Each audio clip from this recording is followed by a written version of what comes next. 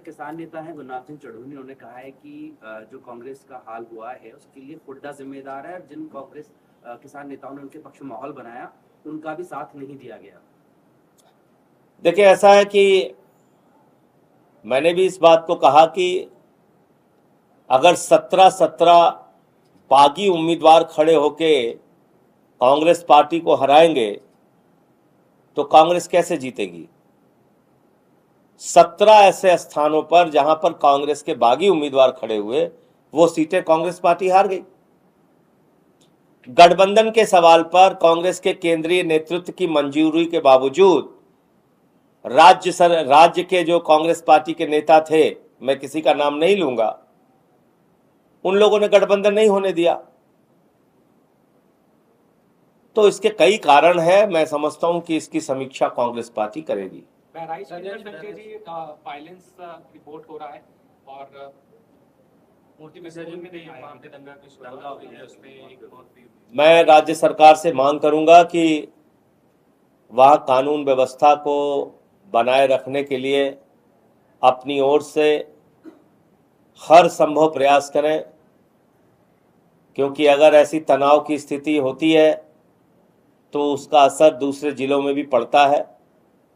बहराइच की घटना अत्यंत दुर्भाग्यपूर्ण है, चिंताजनक है और इसको तुरंत नियंत्रित किया जाना चाहिए। दिल्ली में जो ड्रग्स की खेप पकड़ी गई थी, गुजरात कनेक्शन में निकल के आया, उसके बारे में मैं डिटेल आपको पूरा एक उसकी प्रेस कॉन्फ्रेंस करके उस पर हम लोग पूरा रिसर्च कर रहे हैं। ये पूरा खेल कहाँ से कैसे चल रहा है वो आपको हम फिर एक बार अलग से पीसी करके उसके बारे में जानकारी दें। आखिरी सवाल, लखनऊ में एक दलित की पुलिस की कस्टडी में मौत हो गई है, उसको लेकर हुआ नहीं, उत्तर प्रदेश में ऐसी बहुत सारी घटनाएं हो रही हैं। फर्जी इनकाउंटर हो जा रहा है, थाने में मौत हो जा रही है। तो ये तो निश्चित रूप से बहुत ही बुरी स्थिति है। कानून व्यवस्था में बहुत बड़ी खामी है कि अब अगर रक्षक ही भक्षक बन जाएगा,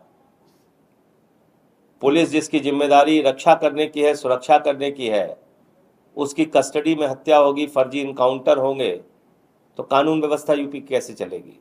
गौरी लंकेश के हत्यारों का सम्मान किया गया। बीजेपी के पास और क्या काम है। पत्रकार की हत्या हो, उसके हत्यारों को सम्मान करो, बलात्कारियों को सम्मानित करो, हत्यारों को सम्मानित करो, गुंडों को सम्मानित करो, माफियाओं को सम्मानित करो। बीजेपी का यही एजेंडा है, तो अपने एजेंडे पे बीजेपी काम कर रही है। कल आरजीकर इंसिडेंट के ऊपर पूरे देश भर के अंदर डॉक्टरों की हड़ताल है, दिल्ली में भी होगी। आरजीकर इंसिडेंट लगातार बढ़ रहा है, दिल्ली के अंदर भी आपने देखिए, अब उस मामले में सीबीआई की जांच चल रही। मैं तो कह रहा हूं त्वरित उस पर कार्रवाई होनी चाहिए। और ये बात हम लोग पहले से ही कहते रहे हैं कि जो भी लोग उस घटना में शामिल हैं, जितने भी अपराधी हैं, उनको ऐसी सजा मिले कि दूसरों के लिए वो नजीर बन जाए। और दिल्ली का दूसरा जो मामला है वो मैं पहले भी प्रेस कॉन्फ्रेंस कर चुका हूँ, आज फिर मैं पत्र लिख रहा हूँ उपराज्यपाल को। तो यहाँ के डॉक्टर, महिला डॉक्टर भी अपने आप को सुरक्षित नहीं महसूस कर रही हैं और उससे संबंधित ये जो शिकायत है इस पर एलजी खामोश है कई महीनों से, 1 साल पुराना मामला है। तो निश्चित रूप से ये विषय भी हम लोग मजबूती से उठाएंगे। कल हमारी विधायक राखी बिरलान और कई और दूसरे विधायक गए भी थे उपराज्यपाल से मिलने के लिए, तो उन्होंने भी अपना विरोध दर्ज कराया।